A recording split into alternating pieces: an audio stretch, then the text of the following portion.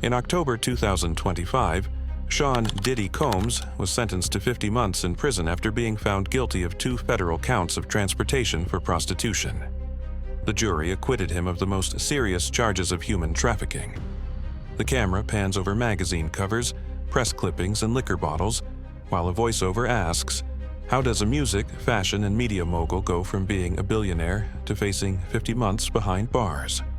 The screen displays recent headlines. Diageo and Combs, relationship ended. De Leon, 100% of Diageo.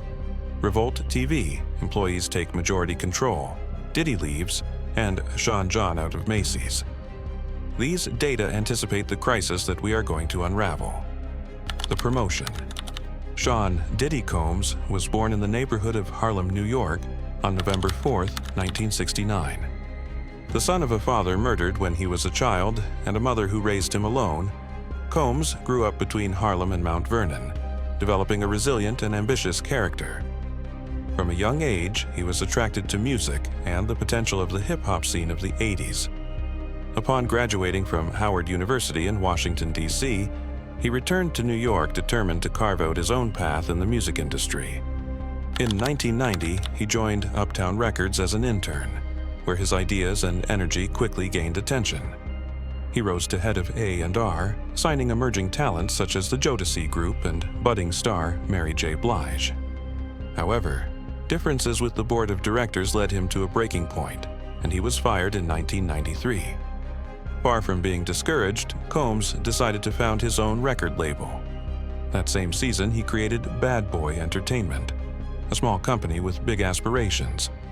Bad Boy's debut was shocking. Combs had convinced the notorious B.I.G., Biggie Smalls, to sign with him, and in 1994 he released the album Ready to Die, Biggie's debut that became an instant hip-hop classic. The singles Juicy and Big Papa climbed the charts, enshrining Bad Boy's reputation. At the same time, Combs appeared as a rapper in these hits, although he preferred to leave the vocal prominence to his artists. However, in 1997 he took off as a solo star with his first album No Way Out, fueled by catchy productions and collaborations with emerging artists. The album earned him several Grammy Awards, confirming his leading role in the genre. Around that time, Diddy's name resonated strongly. He was already an international celebrity. He won awards, conquered magazine covers, and frequented high-profile events. He had built a budding empire in the entertainment universe, built on his creative talent and tireless ambition. Diddy's fame reached its peak with unforgettable successes. In 1997, he released I'll Be Missing You, an anthem in tribute to Biggie Smalls that topped the charts and consecrated him internationally. Between 1998 and 2001, he produced several successful albums, such as Forever and The Saga Continues, collaborating with artists such as Alicia Keys, Beyoncé, and LL Cool J. In that decade, he accumulated 3 Grammy Awards in recognition of the enormous impact of his musical proposal. Each album and each collaboration reinforced his image as a creative entrepreneur.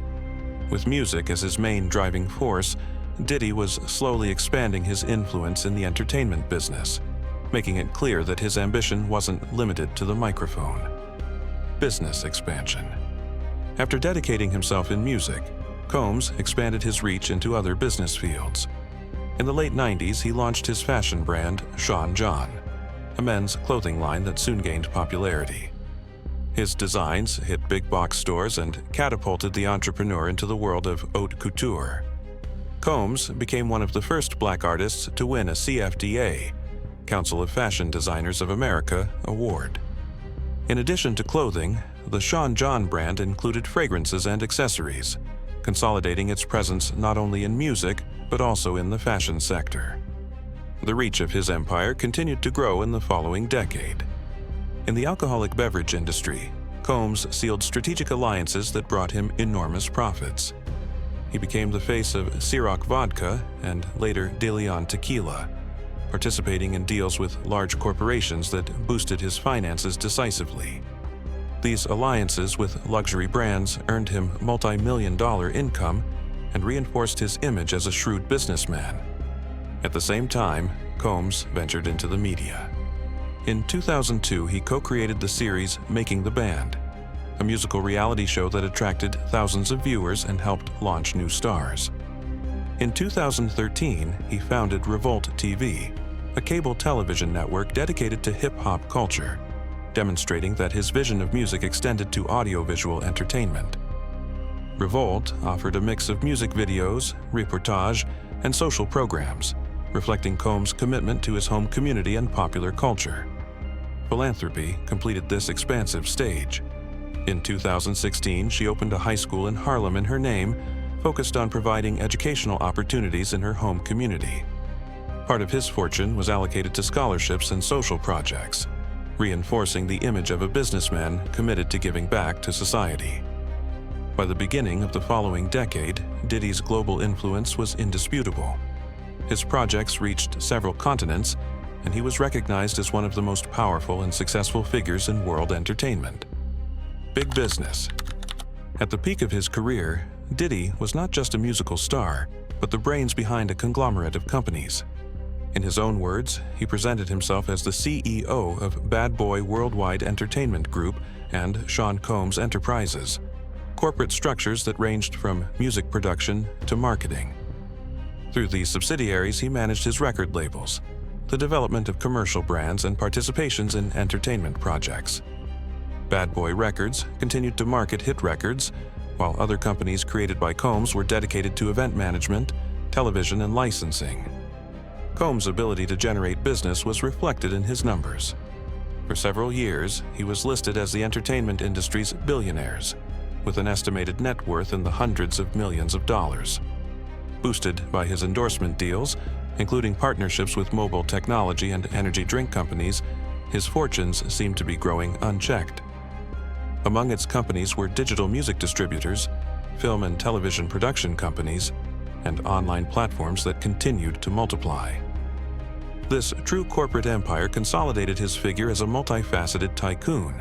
So, at the corporate level, Combs knew how to weave strategic alliances. He was linked to giants such as Microsoft and Google in content projects, and with financial companies in live entertainment initiatives. He also launched a line of credit cards and electronics under his personal brand. He even ventured into professional sports. In 2015, he created alliances in boxing and sports, organizing high-profile fights in the United States. In doing so, he took the Bad Boy Worldwide brand beyond music, positioning his logo at global sporting and entertainment events. With each new step, Diddy proved that his entrepreneurial ability was as great as his artistic aspirations. The fall. Diddy's invulnerable image began to crack decades after his rise. Throughout his career, he had already starred in controversial episodes. In 1999, he was arrested after a shooting at a Manhattan nightclub, an incident for which Combs' then-partner, Jennifer Lopez, was also arrested. Although the charges were eventually dropped, the anecdote has already sown the seeds of a controversial profile in the press. In the next decade, Combs faced minor accusations of business fights and disagreements, but nothing had foreshadowed the storm to come. The beginning of its fall came at the end of 2023. His ex-girlfriend, singer Cassie Ventura, filed an explosive lawsuit against him. In it, she accused him of multiple felonies: physical abuse, rape, and sex trafficking. It even claimed that Diddy had ordered the explosion of Cassie's then-boyfriend's car, rapper Kid Cudi, in a personal revenge attack. Cassie's complaint, leaked to the press, provoked immediate reactions. A few days later, a security video filmed in 2016 was released, showing Combs physically attacking her in a Los Angeles hotel. Diddy himself issued a public statement shortly after, apologizing for his actions and regretting what happened, but the damage to his reputation had already been done. In addition to Cassie's allegations, more testimonies emerged from women who claimed to have suffered similar abuse. In just a few weeks, Combs racked up more than a dozen civil lawsuits for sexual assault and domestic violence, all pointing to a dark pattern at his private parties. The media reported on the federal investigations. The FBI raided several Combs properties in New York, Los Angeles, and Miami in March of 2024. According to court documents, thousands of units of lubricants, cables, and electronic equipment, as well as recordings without the consent of the victims, were seized during those searches, fueling speculation about the nature of these private meetings. There was talk of so-called freak-off parties, exclusive parties with alleged illegal activities that were now the focus of public scrutiny. The accumulation of allegations and evidence led to harsher criminal charges. In September 2024, a federal grand jury indicted Combs on charges of sex trafficking, racketeering, forcible prostitution, and other felonies. During his detention in Manhattan, he was denied bail, fearing he might try to influence witnesses. The consequences were immediate. Several companies and institutions distanced themselves from the tycoon. Macy's announced it was pulling its clothing brand from stores, Hulu canceled a planned reality series with his family, and Howard University revoked his honorary degree. Even New York City went even further, taking away the honorary key to the city that had been awarded to him years earlier. Suddenly, the symbol of power and glamour had become an outcast beset by the law and public disapproval. The trial. In 2025, Sean Combs became the defendant in one of the most mediatic trials of the moment. The process began in Manhattan before a federal court that determined the charges against him: sex trafficking, illicit association, inducement to prostitution, and other serious crimes. Combs, 55, appeared in court accompanied by his legal team and pleaded not guilty. During preliminary hearings, his lead attorney questioned the validity of the evidence and emphasized his philanthropic record. Meanwhile, prosecutors painted a grim portrait. It described an alleged criminal enterprise run by Combs, which allegedly operated for years outside the law, exploiting women at his private parties. The course of the trial was tense and deeply revealing. Several key witnesses, including the initial accusers, testified before the jury. Cassie Ventura, the ex-girlfriend, offered emotional testimony about the abuse she suffered during their 11-year relationship, backed up by the 2016 video where Combs was seen physically assaulting her. Other accusers, identified as Jane Doe, Joy Dickerson-Neal, and Liza Gardner, recounted experiences of alleged sexual assault and conspiracies suffered in decades past. Prosecutors showed how Combs allegedly drugged women at his freak-off parties and sent them to sexual encounters without their consent, using those recordings to coerce them. Each statement strengthened the theory that there were systematic abuses underneath the festive extravagance. Faced with these accusations, Combs' defense tried to discredit the evidence. The lawyers questioned the credibility of the testimonies, suggesting that the relationships were in many cases consensual, and pointing out that several original complaints had been filed or withdrawn. They also remembered his public facet: philanthropist, family man, award-winning artist. However, the images and testimonies presented in the room left a somber image. Despite the defense's explanations, the jury seemed moved by the magnitude of the stories, aware that underlying it was a scenario where power and human weaknesses clashed dramatically.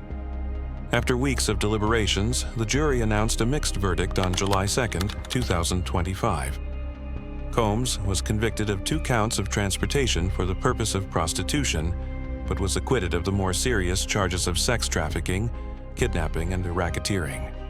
It was a bittersweet result. On the one hand, he avoided the maximum penalty, but on the other, he judicially confirmed that there was an illegal network in his immediate environment.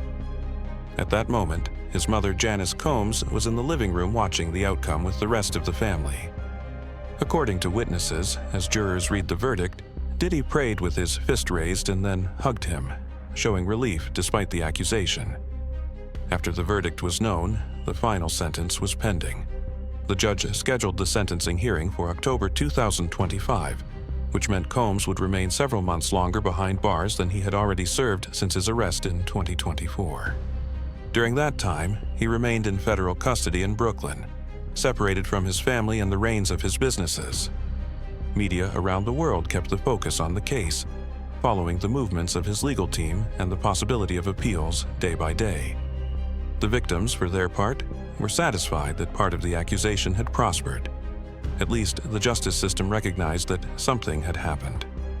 However, Combs still held out hope for an eventual appeal or some legal mechanism that would mitigate his sentence. The consequences. In October 2025, the final sentence came. A federal judge sentenced Sean Combs to 50 months in prison for the crime of transporting people for prostitution. It was the judicial outcome of a wave of accusations that destroyed much of his legacy. During the hearing, Combs pleaded for mercy. With his hands clasped and his voice breaking, he begged to understand the father in need of caring for his family. The judge, however, stressed that the ruling combined elements of a violent and repeated history of abuse in his personal relationships, sentencing him to serve several years in prison.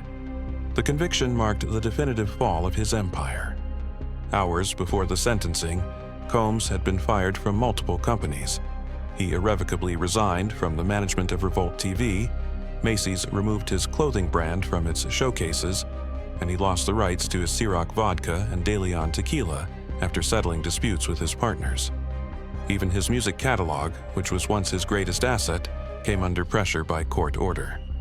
To cover the fines and costs of the trial, it was speculated that he would be required to sell several assets, including his residences in New York, Los Angeles, and Miami. In this way, the fortune he built was blurred. A large part of his companies remained in the hands of others, and his name no longer appeared at the head of the businesses that once consecrated him. The cultural impact was immediate and brutal. The press and fans described the story as a resounding fall. A music mogul who had had it all concluded his saga of fame and fortune immersed in crisis. Close figures in the industry took an awkward hiatus. Longtime allies drifted apart, and rivals like Curtis 50 Cent Jackson became unexpected spokesmen in support of the victims. The arts and business communities seized on the case to reflect. The hip-hop leadership was exposed to a purge of accountability and transparency, and it became clear that the executives behind entertainment empires must also be held accountable. Although Combs entered prison, the story continued beyond bars. Documentaries and reports broke down each stage of his fallen empire. In his absence, the space he left in the industry was reframed with new questions. How could someone at the pinnacle of entertainment abuse his authority without facing consequences first? His case operated as a ruthless reminder that even the most dominant empires can collapse. Ultimately, Diddy's saga reinforces an inescapable truth. The foundations of any empire must be built on integrity, for when that foundation is eroded, not even the most illustrious name can stand. Final thoughts. The story of Sean Diddy Combs is a narrative that transcends individual scandal. It is the chronicle of an empire that combines inspiration with warning. Its meteoric rise and its vertiginous fall illustrate the double edge of power. For years, Combs embodied the friendly face of success, visionary, creative, and generous with his environment. However, the conflict arose when the excesses and abuses discovered collapsed that image. This contrast forces a deeper reflection on how media empires are built and maintained today. From a business perspective, the case leaves unavoidable lessons. A tycoon who builds an empire so quickly can also see it collapse if the moral foundations are not addressed. The admission of deplorable practices exposes the idea that no business, no matter how large or successful, is exempt from oversight and social responsibility. The companies associated with Combs learned the hard way that reputation is everything. Brands like Macy's or Pepsi did not hesitate to break relationships when the reputational cost became unaffordable. Within the music and entertainment industry, Diddy's fall forces us to recognize that fame does not grant immunity. As in other celebrated cases, corporations and record labels have taken note. There are tangible consequences when a leader abuses his position. At the same time, the victims of these practices, by being heard and receiving justice, have gained a platform that can change the way large artistic companies operate. Taken as a whole, this episode leaves a bitter closure. Diddy's physical empire was reduced to ashes, but his legacy, the music, the bad boy brand, and the lessons learned will live on. Experts in business culture point out that these events mark a before and after, inviting us to analyze the power structures in the industry. Ultimately, Diddy's saga reinforces an inescapable truth. The foundations of any empire must be built on integrity, for when that foundation is eroded, even the most illustrious name cannot stand.